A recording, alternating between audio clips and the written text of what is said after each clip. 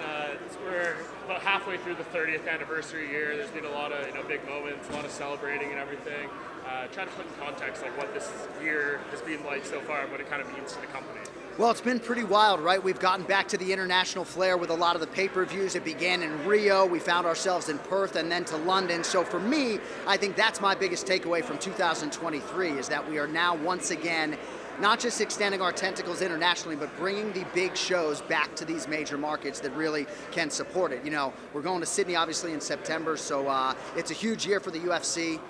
And obviously, there have been a lot of great moments so far, and plenty more where that came from here over the next several months. Saturday excluded, because some people might see this after the fights happen. What are you looking forward to most the rest of the year? Well, I am a native Bostonian, so it's hard for me to not center on August 19th, UFC 292 in Boston, Massachusetts. There's so many different interesting storylines leading into that pay-per-view. Chief among them, the champion Aljamain Sterling is still battling injuries. I saw him at the UFC PI yesterday, and this is not at all happening on his terms. And it's just a very interesting storyline leading up to that main event. So I do have my eyes on UFC 292. I think we're all fascinated to see exactly what the headlining act is going to be for UFC 293 in Sydney. But it's just exciting to be in this sport at this point in time. You know, oftentimes people say to me, oh, you know, Conor McGregor and Ronda are gone. When's the next superstar coming through the door? They emerge all the time. And even my man Chepe Mariscal a few weeks ago. So I'm obviously excited. I have my dream job. I'm just trying to hold it down. We just heard Georges St-Pierre announce he's coming back in December for a grappling match. As a fan, who would you like to see him take on the most? It's a great question. I actually just saw him backstage, and I said, I think I'm more excited to hear you on a microphone actually going through that exercise, because I think he has a lot of value on the microphone. When you hear Georges St-Pierre at a Q&A, there's just so much you can extract from even his short answers. He's just a very thoughtful guy. As for an opponent, it's a great question. You know, there are a lot of willing and able grapplers out there. I don't know, maybe Sugar Sean O'Malley. How about that? He's competed before Quintet Ultra against Gilbert Melendez, was very competitive, a little bit of a size discrepancy. Sugar Sean O'Malley, Georges St-Pierre, under the lights in December, UFC Fight Pass Invitational. Let's go. And just last thing, we saw John Jones and Israel Adesanya kind of making peace last night. That's all over the place. What did you just think of that? And was that welcome for you to see? Absolutely, right? I mean, certainly as a commentator, when you're calling fights in a broad sense, you like there to be heat and friction on a fight. Promotionally, I think it's easier to build. And I think just as a sports fan, you like some of that heat. But I have softened in my advanced age, now 45 years old, and that triggered my emotions. Just to see two guys that maybe verbally have said things about each other in the past that weren't ideal, to see them bury the hatchet and have that moment, two of the greatest of all time, that was pretty sweet to see.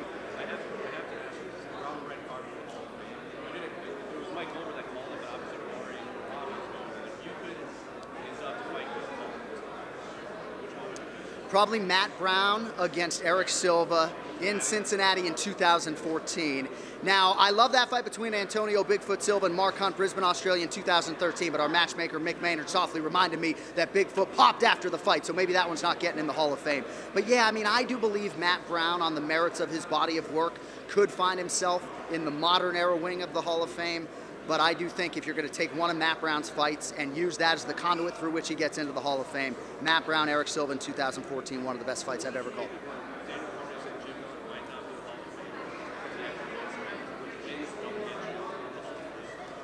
Jim Miller's got a lot more than wins, right? He's got a lot of appearances, he's got a lot of finishes. He's also done it in what I believe is the best division in the UFC, 155 pounds. And they tell me in my line of work that availability is the best ability, and Jim Miller has been available every step of the way. But when you potentially retire as the UFC's all-time wins leader, I absolutely think Jim Miller has a case. You guys know our Hall of Fame's a little bit funky with the 4 different wings. We're going to find a way to get Jim Miller in, DC, if it's the last thing I do. I know the Hall of Fame is always very special for you. I know you're involved with all these. Where does this class rank amongst some of the other classes in terms of your credibility? So I was very emotional when Daniel Cormier was going in. That was a unique experience for me just because he's my broadcast partner and dear friend. But the athlete that I am most starstruck on this entire roster is Jose Aldo Jr., the king of Rio. He's headlining this class here tonight, and I get anxious around him, right? Still 20 years into this business, I still get anxious around Jose Aldo Jr. So very excited to see him take his rightful place in the Hall of Fame. He'll be dripping with class all the way up there. And of course, Anderson Silva and Cowboy and everybody else, it's a special class to be sure. And obviously, I mean, you're the big professionalism up there, but have you ever had a moment when you had the emotions of the moment catch you when you're up there ever speaking or interviewing these guys? Has there ever been anyone that's kind of getting choked up in any moment? Well, I actually made the mistake of drinking some freezing cold water backstage before I inducted the fight between Dan Henderson and Shogun Rua. And I'm not encouraging your audience to go to UFC Fight Pass and check this out, but dude, like the music started playing and saved my ass because my vocal cords froze and I couldn't utter the name Dan Henderson. So it's always emotional up there. You know, when I start to talk about Jens Pulver, even in rehearsal, I feel goosebumps coming on my arms. But that Hendo Shogun that moment was an absolute disaster. And yeah, go check it out.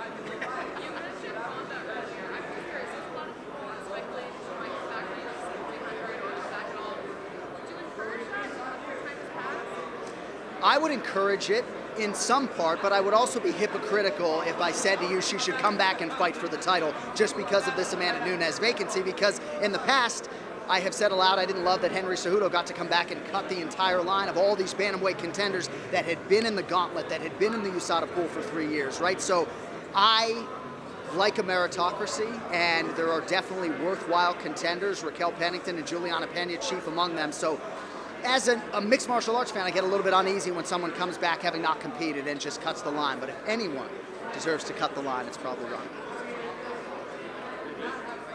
Thank you, friends.